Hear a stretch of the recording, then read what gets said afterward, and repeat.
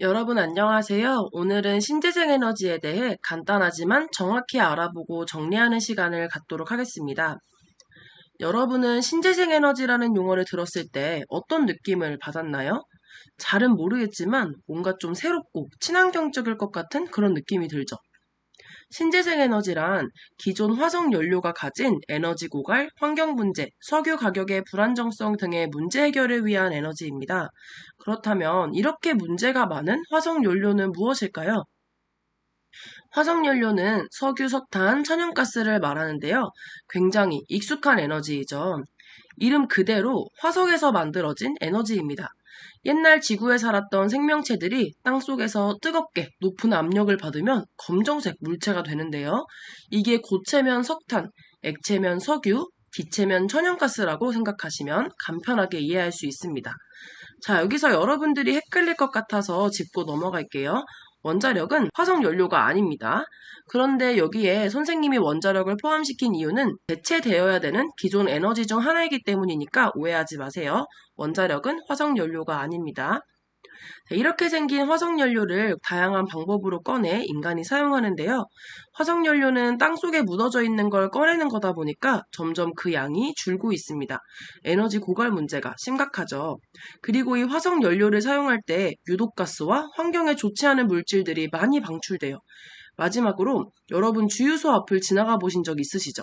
기름값을 표시하는 간판이 크게 놓여져 있습니다. 석유의 가격이 늘 일정하다면 이런 간판이 필요할까요? 가격이 항상 변동되니 그런 간판을 두는 거겠죠. 이렇게 다양한 문제를 가진 화석연료와 위험한 원자력 에너지를 다른 에너지로 대체할 수 있다면 얼마나 좋을까요? 그 대체 에너지가 바로 신재생 에너지입니다. 우리는 오늘 우리나라에서 규정하는 11가지의 신재생 에너지에 대해 배워보겠습니다. 수업 전 내용이 조금 길었는데 지금부터는 빠르게 진도를 나가볼게요. 신재생 에너지는 사실 신에너지와 재생에너지 두 가지로 구분이 됩니다. 이렇게 나눌 수 있어요. 그럼 신에너지부터 공부해 보겠습니다. 가장 먼저 공부할 에너지는 연료 전지인데요. 수소와 산소의 화학 반응으로 생기는 화학 에너지를 전기 에너지로 변환하는 장치라고 합니다. 무슨 말인지 잘 감이 안 오시죠? 선생님하고 함께 볼게요. 연료전지는 이렇게 생겼어요. 자세히 보니 양 옆에 어떤 장치가 있고 가운데 전해질이 있죠? 위에는 회로가 양옆을 연결하고 있고요. 전해질은 이온만을 통과시키는 물질이라고 생각해 주시면 될 것 같습니다. 그리고 왼쪽엔 수소가 들어가고요. 오른쪽엔 산소가 들어갑니다. 수소부터 한번 볼게요. 수소에 전기 자극을 주면 수소가 두 개로 나뉘어요. 뭘까요? 네, 바로 수소 원자를 이루고 있는 양성자, 즉 수소 이온과 전자로 나뉩니다. 아까 선생님이 전해질은 이온만을 통과시킨다고 했죠. 전해질을 타고 수소 이온이 오른쪽 산소가 있는 곳으로 가게 됩니다. 그러면 남은 전자는요? 이렇게 회로를 타고 이동하게 됩니다. 여러분 과학 시간에 배웠을 거예요. 전자의 이동은 뭐다? 네, 전기의 이동이다. 즉 연료전지는 수소와 산소를 화학 반응시켜서 전자가 회로를 타고 움직이게 해서 전기를 발생시키는 장치입니다. 그럼 이동한 수소를 한번 볼까요? 수소랑 산소가 만났어요. 그럼 뭐가 생길까요? 네, 맞아요. H2O, 물이 발생하죠? 물이 발생하는 에너지, 환경이 오염될까요? 아니죠. 연료전지는 이렇게 친환경적인 신에너지입니다. 그 다음은 수소 에너지에 대해 알아볼게요.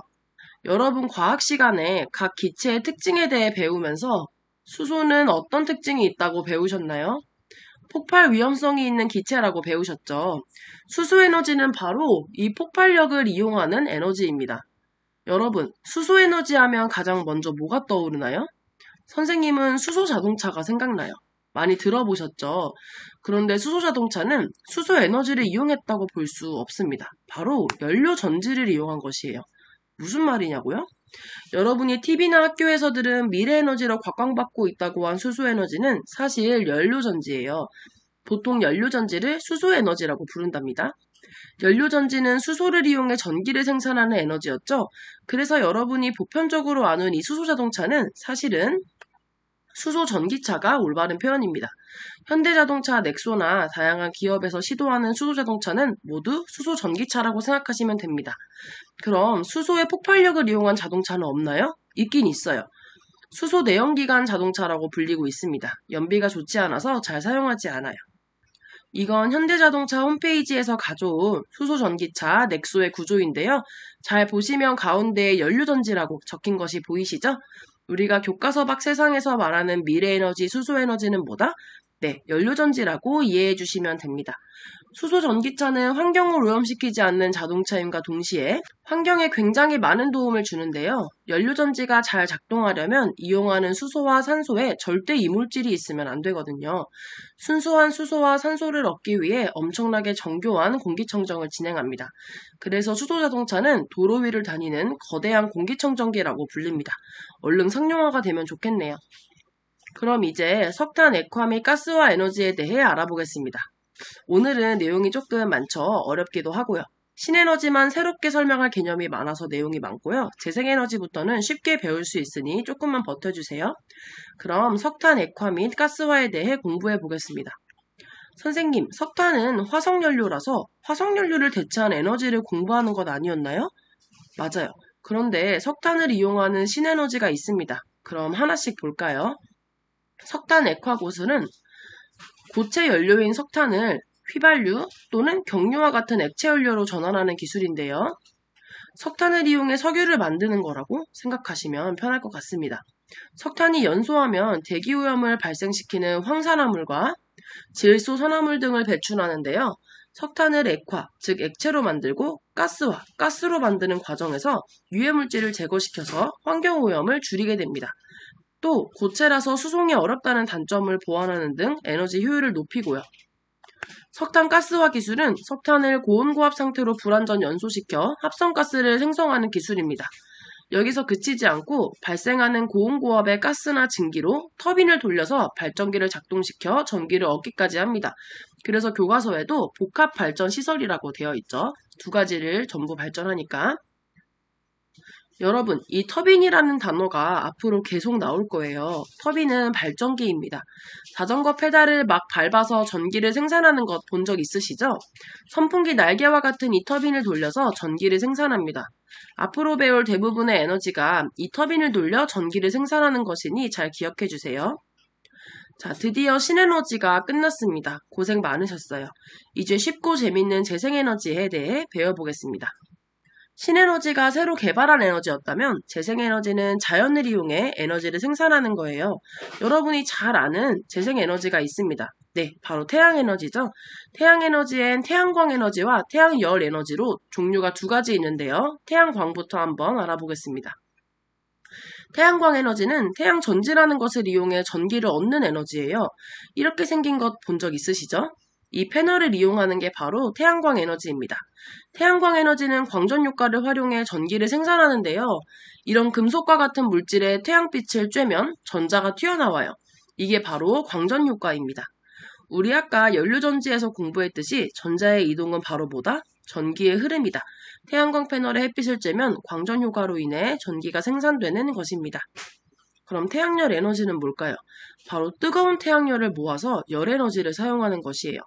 예전 예능에서 가수 김건모가 나와서 태양열로 라면을 끓였던 거 보신 기억 있으신가요? 저런 조리기 모양 은박을 이용해 태양열을 모아 그 열을 활용하는 게 바로 태양열 에너지입니다. 열 효율이 좋지는 않겠죠? 이 태양열을 활용해 또 터빈을 돌려 전기를 생산하기도 합니다. 다음은 수력에너지, 풍력에너지, 지열에너지인데요. 이 에너지들은 원리가 똑같습니다. 바로 터빈을 돌려 전기를 생산하는 것인데요. 뭘로 이 터빈을 돌리냐에 따라 에너지가 나뉩니다. 수력에너지는 물을 이용해서, 풍력에너지는 바람을 이용해서, 지열에너지는 땅 깊숙이 있는 고온고압의 뜨거운 증기를 이용해서 터빈을 돌려 에너지를 생산합니다. 쉽죠? 넘어가겠습니다. 해양에너지도 방금 설명한 것과 같은데요.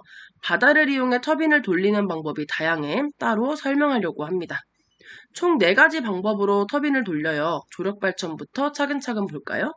조력발전은 밀물과 썰물의 힘을 이용하는 거예요. 조수간만회차 이런 말 들어보셨죠? 낮에는 갯벌이 보였는데 밤에는 거기에 바닷물이 들어와 있는 경우 있잖아요. 이 힘을 이용해 발전하는 것이 조력발전입니다. 조류는 말 그대로 바닷물의 흐름을 이용해 터빈을 돌리는 것이고요. 파력 발전은 파도의 힘, 높낮이를 이용하는 것인데요. 우리 교과서에 나오는 내용은 워터칼럼이라는 장치를 이용해 파도의 높낮이를 공기의 힘으로 바꿔 터빈을 돌리는 발전입니다. 파력 발전 안에도 종류가 굉장히 많거든요.